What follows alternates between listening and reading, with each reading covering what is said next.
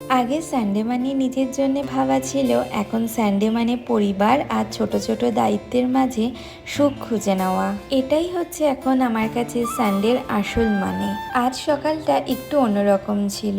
অনেক দিন পর কোনো অ্যালার্ম ছাড়াই একটু লেট করে ঘুম থেকে উঠলাম। বাইরে তখন মেঘলা ওয়েদার, একদম শান্ত একটা সকাল। ঘুম থেকে উঠেই দেখি ঘড়িতে বেজে গেছে বেলা 9:30। এর মাঝেই হাজবেন্ড বাজার করতে বেরিয়ে গেল। তারপর আমি আর মাম্মা চলে গেলাম বেলকনিতে। আর জানো তো, এই ওয়েদারটা কিন্তু আমার খুব প্রিয়। বৃষ্টি ভেজা সকাল, তার সাথে একটা মেঘলা শান্ত ওয়েদার। কিছুক্ষণের মধ্যেই শুরু হয়ে গেল বৃষ্টি। আর জানো তো, বৃষ্টি দেখতে আমি আর আমার মেয়ে দুজনেই কিন্তু খুব ভালোবাসি। এই মুহূর্তগুলো কেমন যেন মনটা ভরিয়ে দেয়। মা হওয়ার পর বুঝেছি সুখ মানে বড় কিছু না, এমন সাধারণ সকালও অনেক স্পেশাল হতে পারে। তারপর বেলকনি থেকে ফিরে শুরু হলো আমাদের ছোট্ট রুটিন। প্রথমেই আসলাম রান্নাঘরে মাম্মার জন্য ব্রেকফাস্ট বানাবো বলে। আমাকে যেন সময় মতো খাইয়ে দিতে পারি সেই চিন্তা, আর সাথে ঘরের ছোট ছোট কাজগুলো গুছিয়ে নেওয়া। আগে সানডে মানেই ছিল বিশ্রাম, এখন সানডে মানে পরিবারের সাথে সময়, মাম্মার সাথে খেলাধুলো, ওর সাথে অনেক মজা আনন্দ করা আর নিজের মানুষগুলোর যত্ন নেওয়া। সকালবেলা আজকে মাম্মাকে ব্রেকফাস্টে বানিয়ে দিয়েছিলাম সুজি। আর আমি কিন্তু মাম্মাকে ডেইলি এক রকমের ব্রেকফাস্ট বানিয়ে দিই না,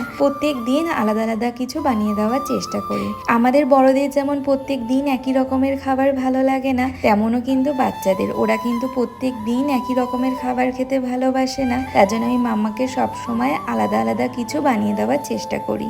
আজকে যেহেতু সকালবেলা ঘুম থেকে উঠতে লেট হয়ে গেছে, তার সাথে বাইরে হচ্ছে বৃষ্টি, আর এই বৃষ্টির মধ্যে না কোনো কাজই করতে ইচ্ছে করে না।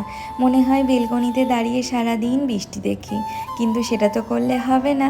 এখন মাম্মাকে খাইয়ে দেবার, আজকে মাম্মার ব্রেকফাস্ট খাওয়াতে খাওয়াতে বেজে গেছে প্রায় 10:30।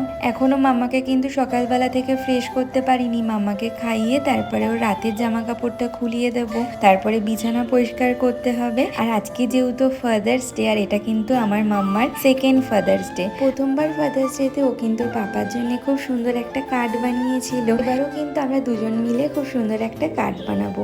মাম্মার পাপা বাজার থেকে আস্তে আস্তে এই কাজটা সেরে নিতে হবে। তো আজকের মতো ভিডিওটাকে এখানেই শেষ করছি। টাটা।